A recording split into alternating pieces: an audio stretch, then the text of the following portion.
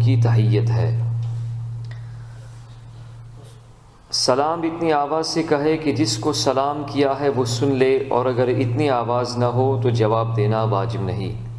جواب سلام میں بھی اتنی آواز ہو کہ سلام کرنے والا سن لے، اور اتنا آہستہ کہا کہ وہ سن نہ سکا تو واجب ساقط نہیں ہوا، یعنی اب بھی وہ واجب اس کے اوپر یہ ذمہ داری ہے کہ اس واجب کو ادا کرے، اور اتنی آواز میں سلام کا جواب دے کہ سلام کرنے والا خود سن سکے۔ اور اگر وہ بہرا ہے تو اس کے سامنے ہونٹ کو جنبش دے کر اس کی سمجھ میں آ جائے کہ جواب دے دیا۔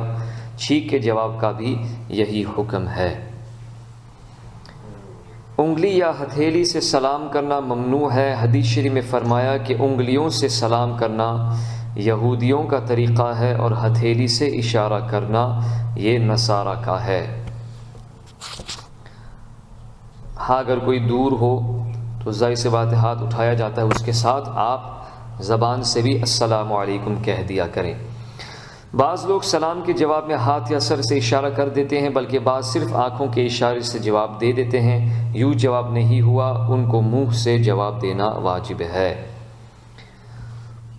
بعض لوگ سلام کرتے وقت جھک بھی جاتے ہیں، اور یہ جھکنا اگر حد رکوع تک ہو تو حرام ہے، یعنی جھک کر سلام کرنا۔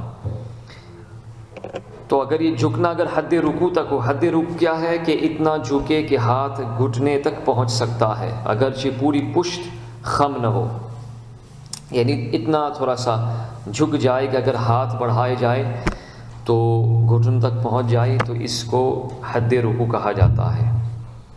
تو یہ حرام ہے، اور اس سے کم ہو تو مکروہ ہے۔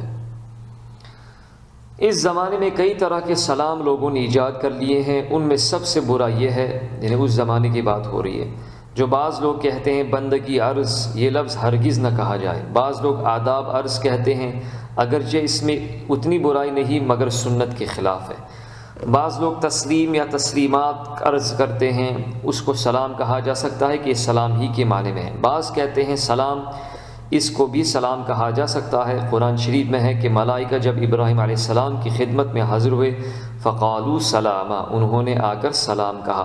اس کے جواب میں حضرت ابراہیم علیہ السلام نے بھی سلام کہا۔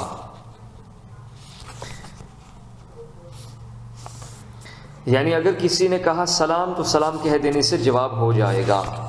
بعض لوگ اس قسم کے ہیں کہ وہ خود تو کیا سلام کریں گے، اگر ان کو سلام کیا جاتا ہے تو بگڑ جاتے ہیں، کہتے ہیں کہ کیا ہمیں برابر کا سمجھ لیا ہے کہ آپ مجھے سلام کر رہے ہیں۔ یعنی کوئی غریب آدمی سلام مسنون کر لے تو وہ اپنی کسر شان سمجھتے ہیں، اور بعض یہ چاہتے ہیں کہ انہیں آداب عرض کہا جائے یا جھک کر ہاتھ سے اشارہ کیا جائے، اور بعض متکبر لوگ یہاں تک بے باک ہیں کہ یہ کہتے ہیں کہ کیا ہمیں دھنا جولاہا مقرر کر رکھا ہے۔ اللہ تعالیٰ ان کو ہدایت دے اور ان کی آنکھیں کھولے۔ کسی کے نام کے ساتھ علیہ السلام کہنا یہ انبیاء اور ملائکہ علیہم السلام کے ساتھ خاص ہے۔ مثلا حضرت موسیٰ علیہ السلام، حضرت عیسیٰ علیہ السلام، حضرت جبریل علیہ السلام، نبی اور فرشتے کے سوا کسی دوسرے کے نام کے ساتھ یوں نہ کہا جائے، کیونکہ اس زمانے میں بالخصوص یہ تفضیلیوں کا اور تھوڑا سا یہ شیعوں کی علامت بن چکی ہے کہ بعض ائمہ اہل بیت کے ساتھ علیہ السلام کہتے، تو بہتر یہ ہے کہ اس سے بچا جائے، یوں نہ کہا جائے۔ اکثر جگہ یہ طریقہ ہے کہ چھوٹا جب بڑے کو سلام کرتا ہے تو وہ جواب میں کہتا ہے جیتے رہو۔ یہ سلام کا جواب نہیں ہے، بلکہ یہ جواب جاہلیت میں کفار دیا کرتے تھے، وہ کہتے تھے حیاک اللہ۔ اسلام نے یہ بتایا کہ جواب میں وعلیکم السلام کہا جائے۔ اب مصافحہ، معانقہ اور بوسہ قیام کے حوالے سے گفتگو کی جائے گی۔ حدیث شریف امام احمد و ترمذی و ابن ماجہ نے حضرت براء ابن عازب رضی اللہ تعالی عنہ سے روایت کی کہ نبی کریم صلی اللہ علیہ وآلہ وسلم نے ارشاد فرمایا، جب دو مسلمان مل کر مصافحہ کرتے ہیں تو جدا ہونے سے پہلے ہی ان کی مغفرت ہو جاتی ہے۔ اور ابو داؤد کی روایت میں ہے کہ جب دو مسلمان ملیں اور مصافحہ کریں اور اللہ کی حمد کریں اور استغفار کریں تو دونوں کی مغفرت ہو جائے گی۔ سبحان یغفر اللہ لنا ولکم۔ بیہقی نے شعب الایمان میں حضرت براء ابن عازب رضی اللہ تعالیٰ عنہ سے روایت کی کہ رسول اللہ صلی اللہ علیہ وآلہ وسلم نے ارشاد فرمایا، جو شخص دوپہر سے پہلے 4 رکعتیں یعنی نماز چاشت پڑھے تو گویا اس نے شب قدر میں پڑھی، اور 2 مسلمان مصافحہ کریں تو کوئی گناہ یعنی صغیرہ گناہ باقی نہ رہے گا مگر جھڑ جائے گا۔ سبحان اللہ۔ صحیح بخاری میں حضرت قتادہ رضی اللہ تعالیٰ عنہ سے مروی کہتے ہیں کہ میں نے حضرت انس رضی اللہ تعالیٰ عنہ سے دریافت کیا، کیا اصحاب رسول اللہ صلی اللہ علیہ وسلم میں مصافحہ کا دستور تھا؟ کہا ہاں، یعنی ان کے درمیان بھی مصافحہ عام تھا۔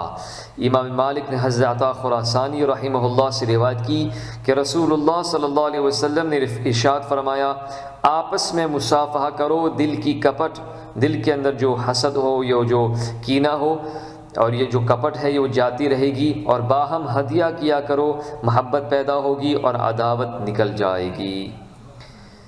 امام احمد نے حضرت انس رضی اللہ تعالی عنہ سے روایت کی کہ رسول اللہ صلی اللہ علیہ وآلہ وسلم نے ارشاد فرمایا کہ جب دو مسلمانوں نے ملاقات کی اور ایک نے دوسرے کا ہاتھ پکڑ لیا یعنی مصافحہ کیا، تو اللہ تعالیٰ کی ذمہ کرم میں یہ حق ہے کہ ان کی دعا کو حاصل کر دے، اور ہاتھ جدا نہ ہونے پائیں گے کہ ان کی مغفرت ہو جائے گی۔